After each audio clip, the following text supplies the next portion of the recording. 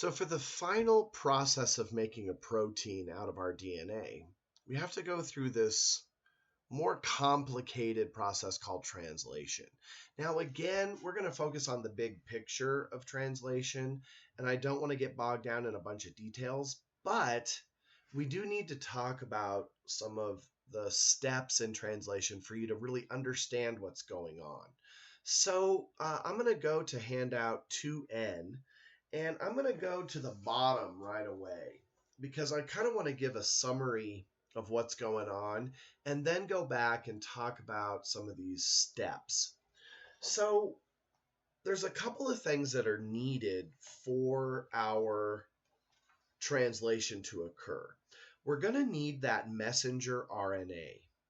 So that messenger RNA is going to hold the DNA code. Remember, we've turned it into this messenger RNA because our cell, for some reason, can't read DNA.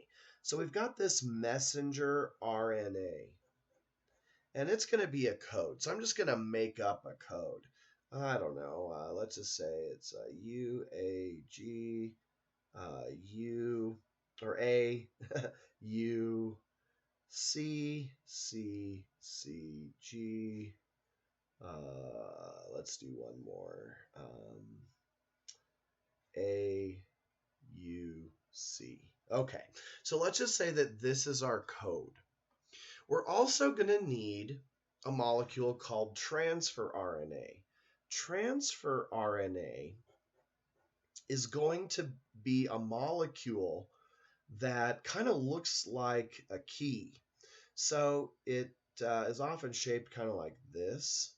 And what it does is it's got a code. And then it's got an amino acid stuck to it. All right. So we've got this messenger RNA that is the code. Then we've got these transfer RNAs. And these transfer RNAs, there can be many different kinds, and each one is going to have an amino acid stuck to it. Then we've got this organelle of the cell called a ribosome. A ribosome is a protein structure that is going to take this messenger RNA code and read it and then stick transfer RNAs in their correct spot to make the protein.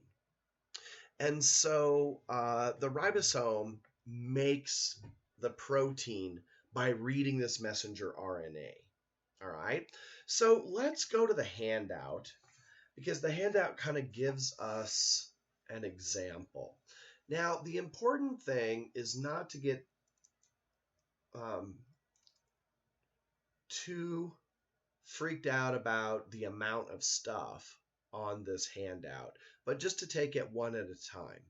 So I'm going to look at this first picture here.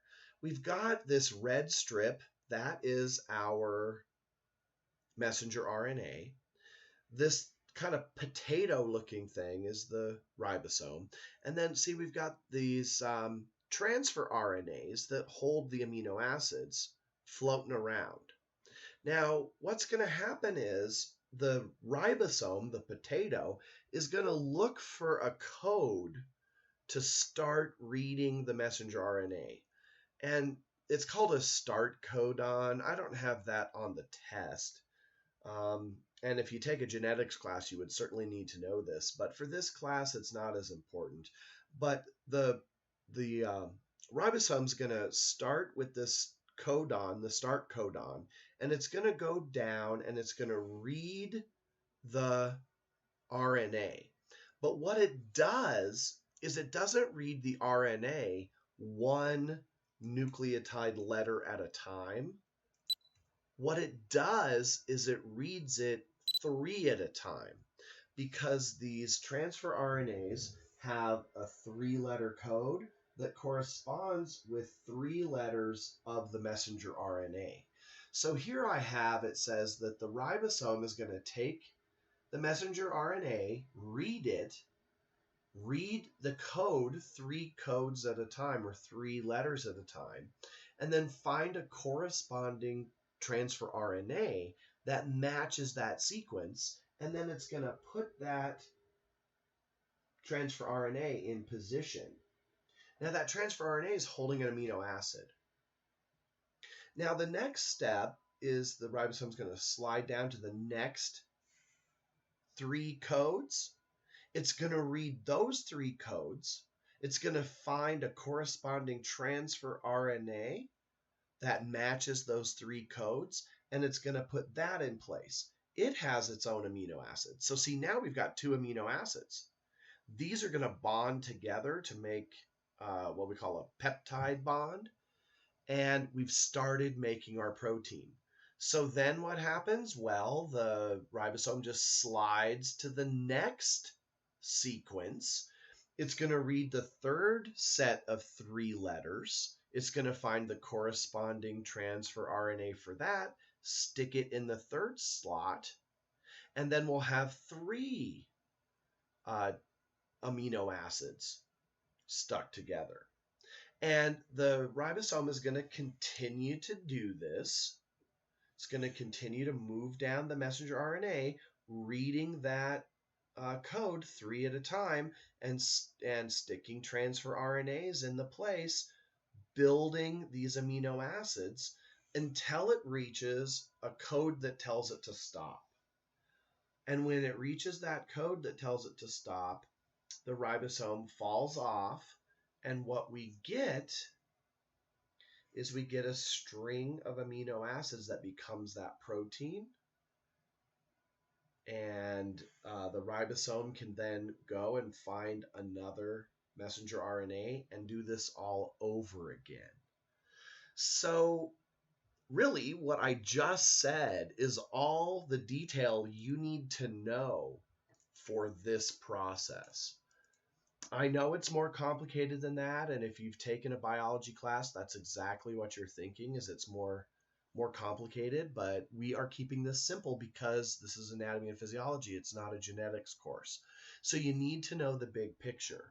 So what we end up with is a protein that we can use in our body. Maybe it's an enzyme to cause a chemical reaction. Maybe it's a hormone to regulate. Maybe it's a structural protein, like a protein in your hair, or a protein in your muscle, or some protein that's going to be building your bones. It doesn't matter. This is how all proteins in your body are made. And since our body is mostly protein, the DNA is what is the ultimate code for these proteins.